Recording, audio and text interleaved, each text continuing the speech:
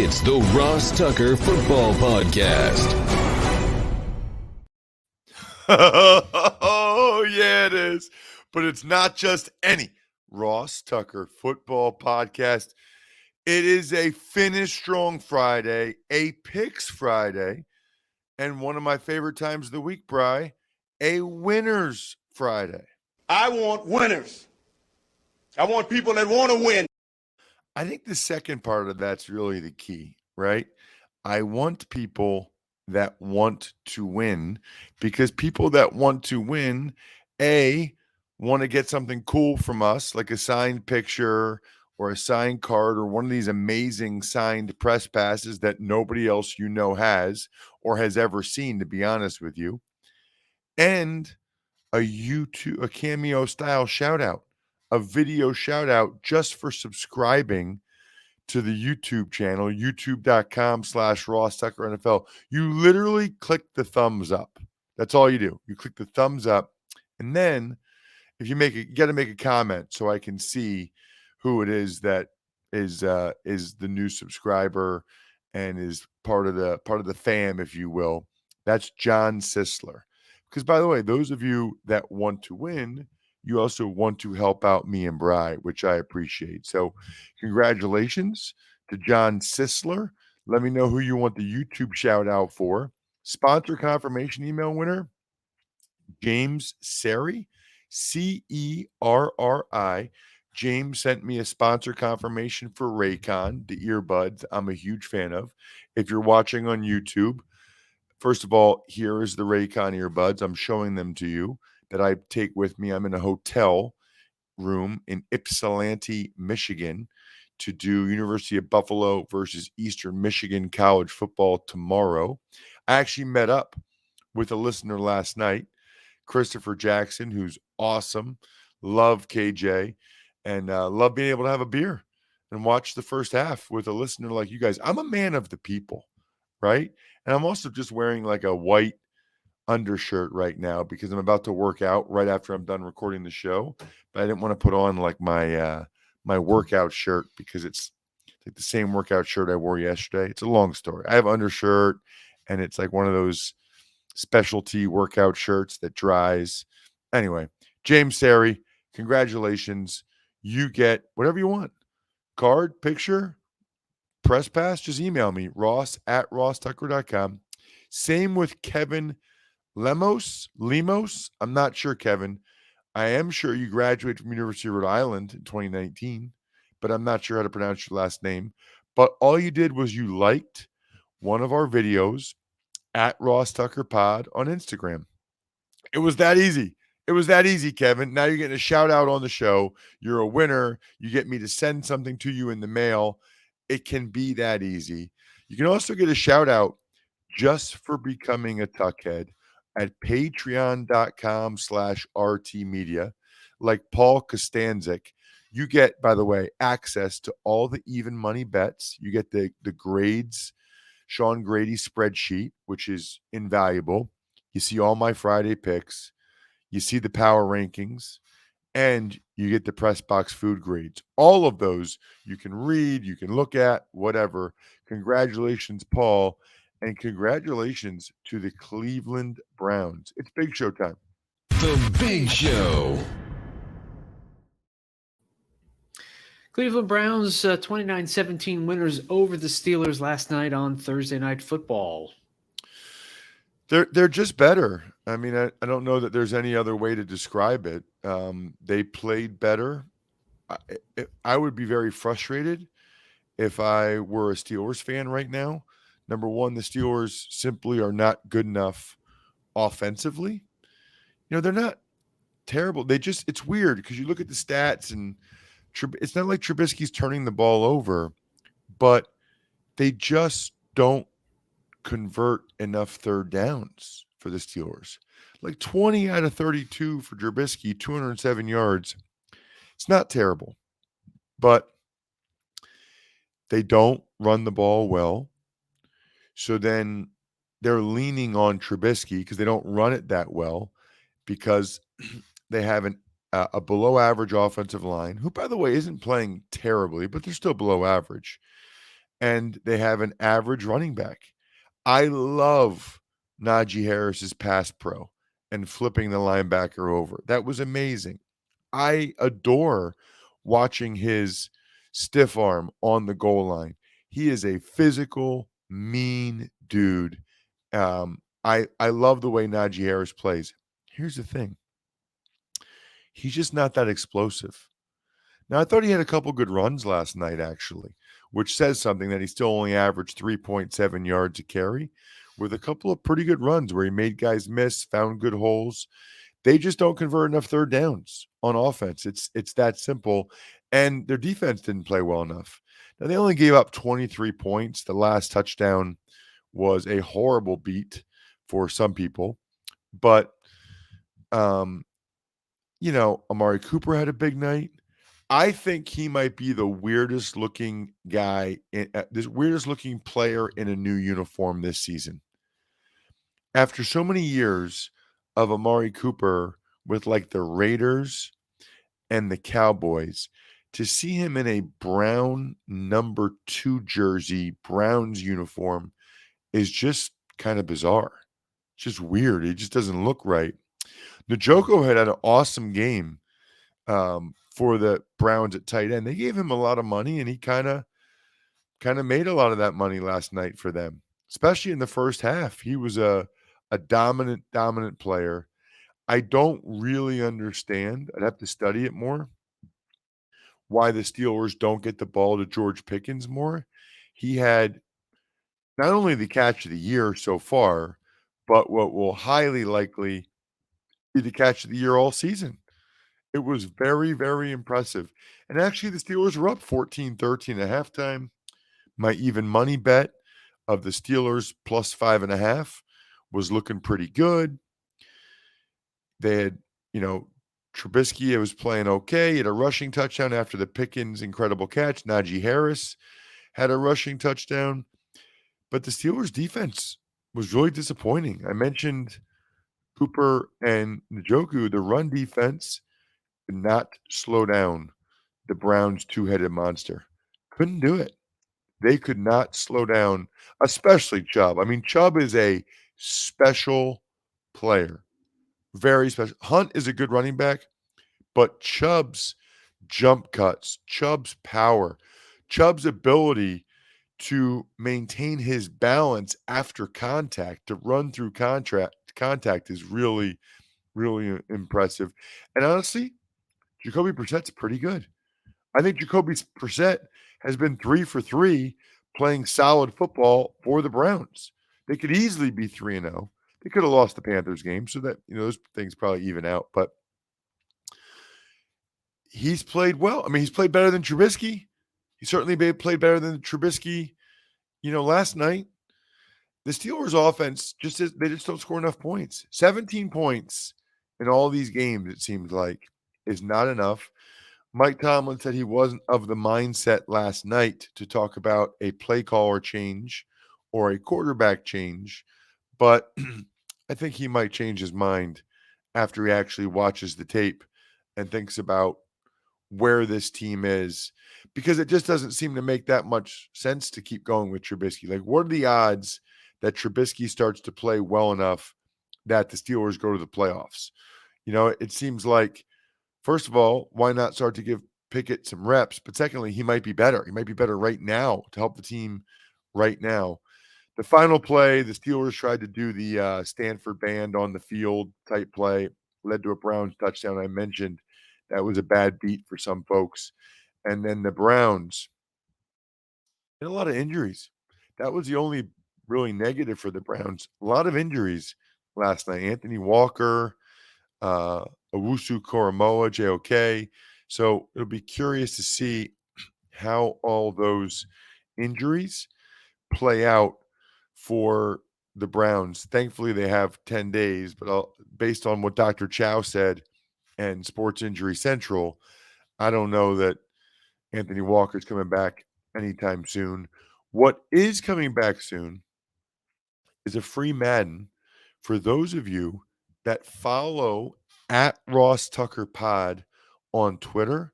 We're going to send out a DM soon that tells you exactly how to get a free Madden, how to try to get a free Madden at least. And remember, I already said it earlier, so many ways, so much great information, and a great community if you become a member of our private Slack channel at patreon.com/RTmedia. Best $10 a month you'll ever spend to get all that information. People pay a lot of money for that information, especially the bets, and then also getting a chance to be a part of our awesome community. Want to know which team is going to win every single game on Sunday? Then listen up. All right, let's start with the New Orleans Saints at the Carolina Panthers. So what's interesting to me about this game is this is a game where it feels to me like the Saints could lose this game. The Panthers are kind of due for a win, and the Saints aren't good enough to just think, oh, they'll definitely beat the Panthers. Not at all. I'm going to go with the Saints, but I really do think this is a toss-up game.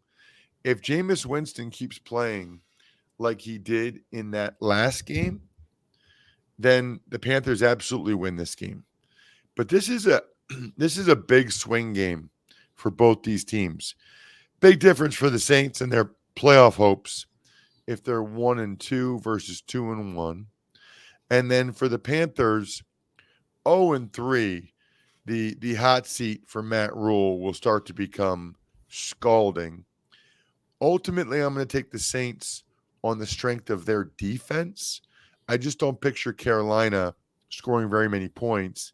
And Christian McCaffrey showed up on the injury report with an ankle injury, which is something to monitor. He says he feels great, but whatever. I'll take the Saints.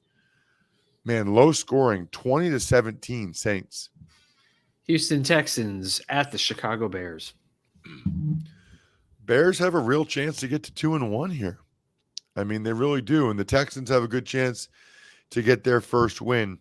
The Texans are not playing as well offensively as they need to, and or sort of as I thought they might, based on how they finished last year, based on what Greg Cosell has said about Davis Mills. I'm not sure. I know he's a favorite of Greg's. No matter how much Greg likes him or not, they need to score more points. They need to produce more points. This is another game that's a straight up low scoring toss up. Straight up low scoring toss up. And you know what? I think the Texans break through. I think the Texans break through and get a win on the road. 17-14. I think the Texans get their first win and people in Chicago get big mad. 17-14 Texans, doggies.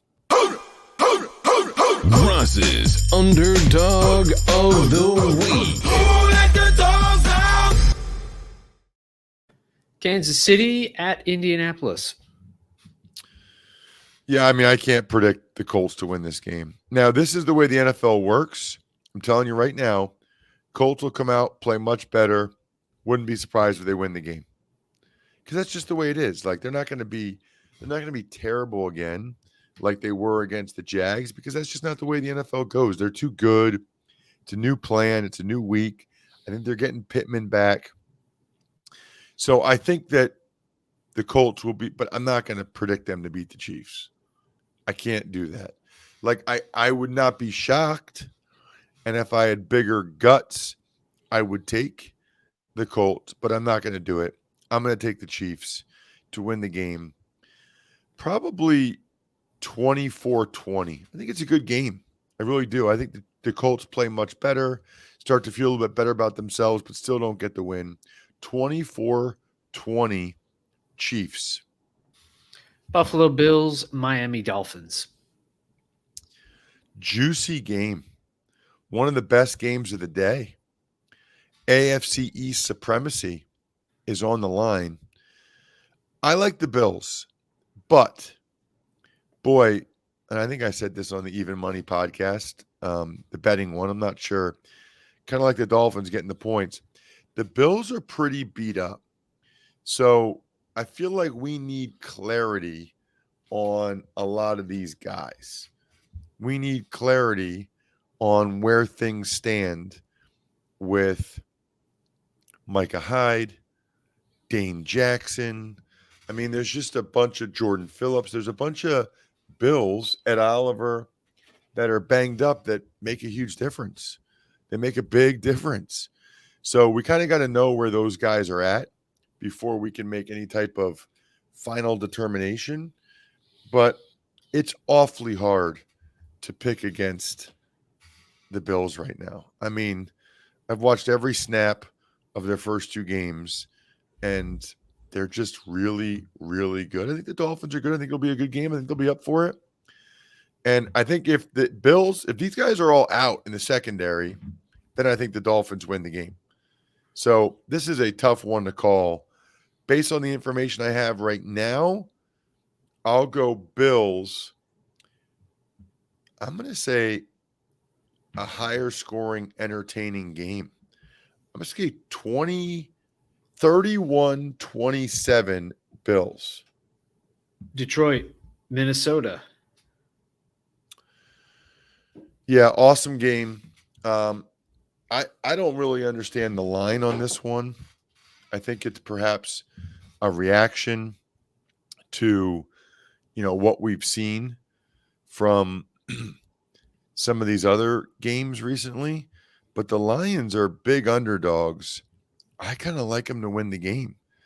Now, I guess people think, the Vikings will bounce back, but it's a short week. I know the Lions are on the road. Maybe this is just one of those games where the Vikings come out and play really well, bounce back from Monday night, and the Lions don't after getting their first win of the season. But I don't know, man. I kind of like the Lions to win the game. I kind of think the Lions are good. So I'm going to take them.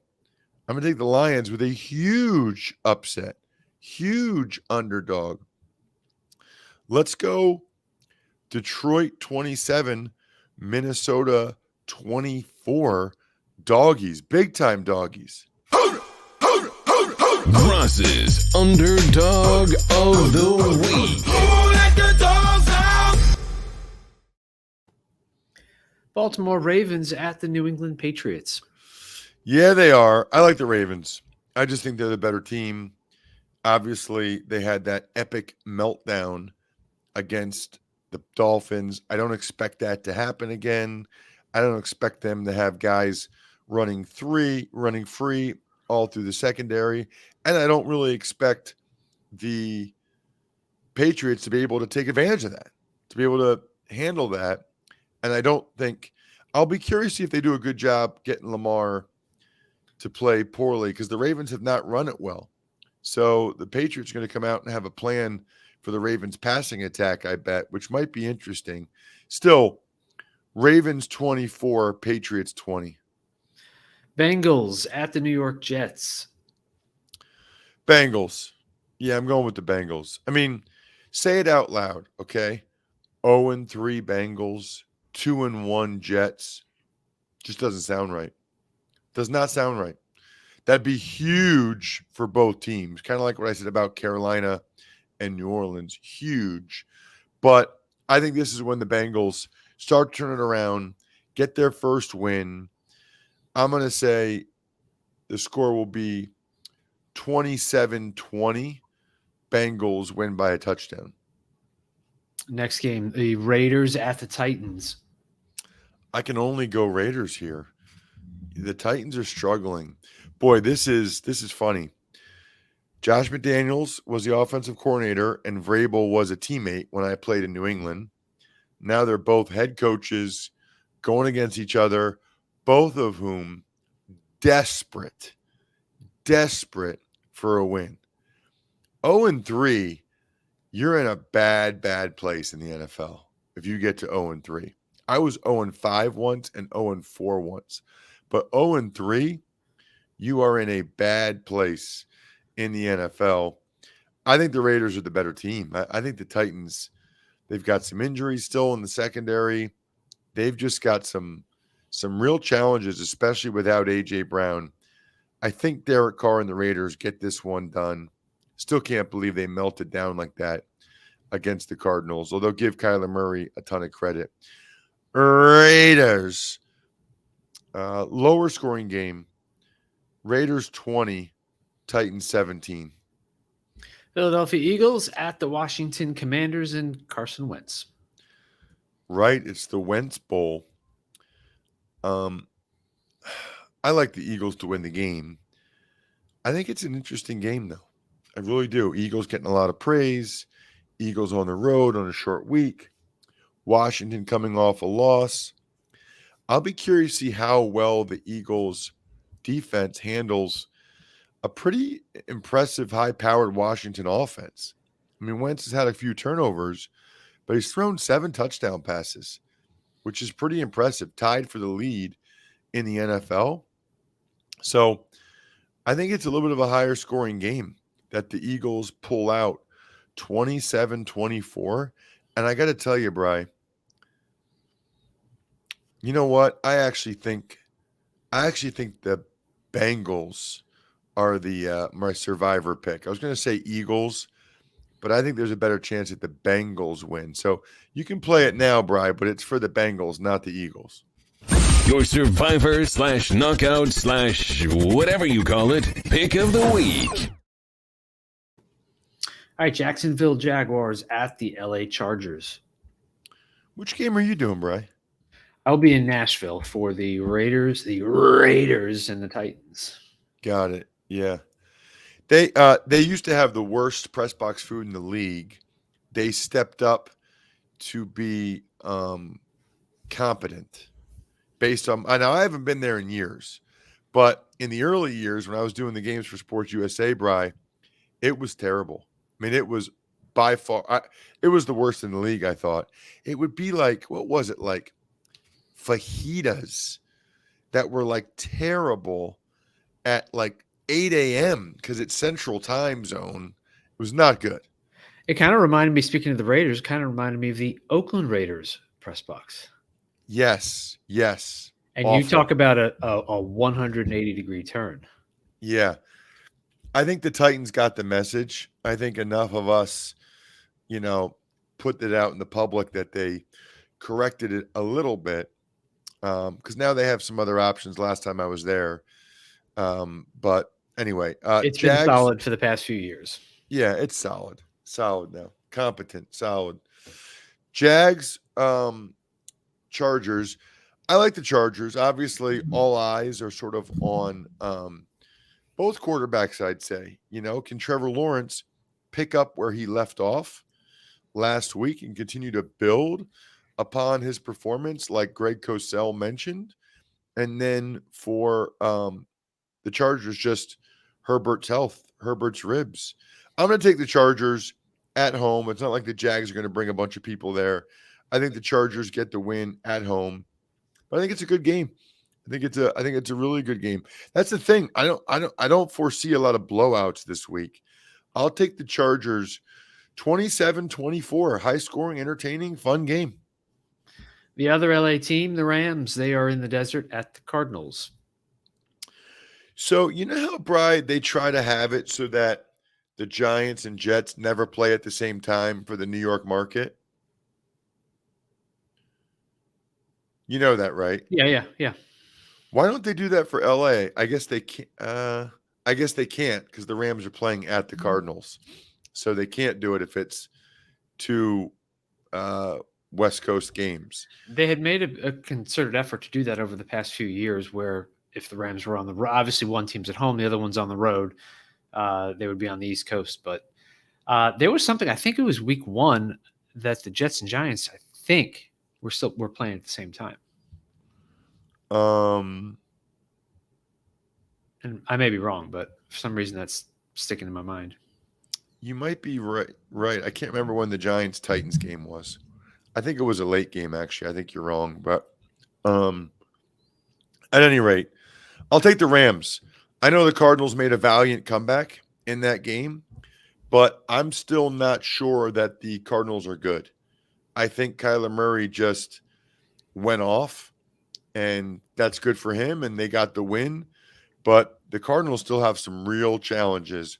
Give me the Rams to get this win. I think they're the better team. 28-27 Rams. Atlanta Falcons at the Seattle Seahawks. Battle of the Birds.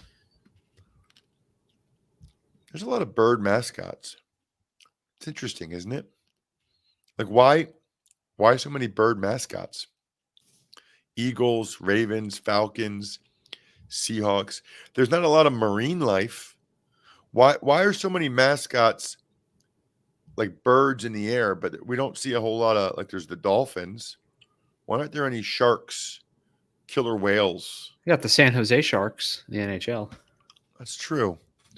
It's interesting, though, that our default is to look to the air rather than the sea. What am I even talking about right now? Falcons. I like the Falcons to win the game. I don't think the Seahawks are that good. This is the way the NFL works. Falcons are kind of due for a win. They've been right there. They've been playing well. I like the way Arthur Smith has his team playing. Seahawks, not so much. I like the Falcons to get their first win of the season. Marcus Mariota on the road in Seattle. Lower scoring game. 23-20 Falcons and doggies. Ross's Underdog of the Week. From the Battle of the Birds to the Battle of the Bay. How about that? Green Bay at Tampa Bay. I like that. What I think is interesting is the town in Wisconsin's called Green Bay. There is no Tampa Bay. Is there a Tampa Bay like body of water? Yeah, it's the bay. It's the body of water. Correct. But why aren't they called Green Bay? Is the name of the town in Wisconsin. The name of the town, the city in Florida is Tampa. Correct. Why aren't they the Tampa Bucks? Why are they the Tampa Bay Bucks? I have no idea. I'm going with the Bucks.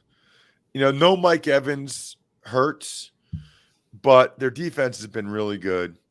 Brady will figure it out. I feel like the Bucks kind of have the Packers number, and the Bucks win the Battle of the Bay 20-17. Low scoring game, which you would not expect with these two first ballot Hall of Fame quarterbacks. Sunday Night Football, San Francisco at Denver. Really like the Niners here. They'll design a good plan for Jimmy G. The Broncos don't necessarily know what that is because they haven't really shown it the first couple of weeks. Broncos are a mess. I mean, Sunday Night Football, they're going to have to talk about it a lot. Showcase game for Nathaniel Hackett. I'm like nervous for him. I like feel bad for him. That's a bad sign. I'm nervous for an NFL head coach, and I feel bad for him. Give me the Niners on the road in a pretty good game. I just don't have that much faith in the Broncos offense to score that many points. I'm going to say 24-17 Niners. They win by a full touchdown. All right. And finally, Monday Night Football. It's the Cowboys and the Giants. Ooh, I don't know, man. That's a flip of the coin game for me.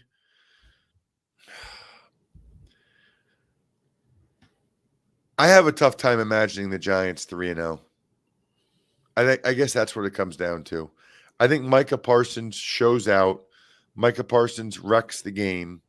Cooper Rush does enough. But Daniel Jones has a couple of turnovers. A Micah Parsons strip sack, a Trayvon Diggs interception, maybe a pick six. Cowboys 21, Giants 20. Doggies, not a big one, but doggies. Ross's Underdog of the Week. I just let the dogs out, Bri. I want to let I think we're done here members of patreon.com/RT Media out. The greatest $100 a business could ever spend if they really knew the value that they're getting. Pizza Boy Brewing, Sporticulture, HumanHeadNYC.com, SteakhouseSports.com, Go-Bengals.com, Evergreen Economics, and of course, the greatest gift you can ever give anyone. They will love it. MyFrontPageStory.com. Plenty of time for you to listen to the other shows, Even Money, Fantasy Feast. As I always say, even if you're not into fantasy football or you're not into betting, it's a really cool other way to listen to think about football and to listen to a football conversation. And it's cool because I get to have a back and forth with someone about it. Other than that, I got University of Buffalo at Eastern Michigan tomorrow at noon. I think I forgot to DVR it at home. That's annoying. I love if you guys, CBS Sports Network, take a picture of me on the TV, send it to me on social media. I love that. I'll retweet it right at 12 o'clock, right when I'm on. Other than that, we'll be back bright and early on Monday. I think we're done here.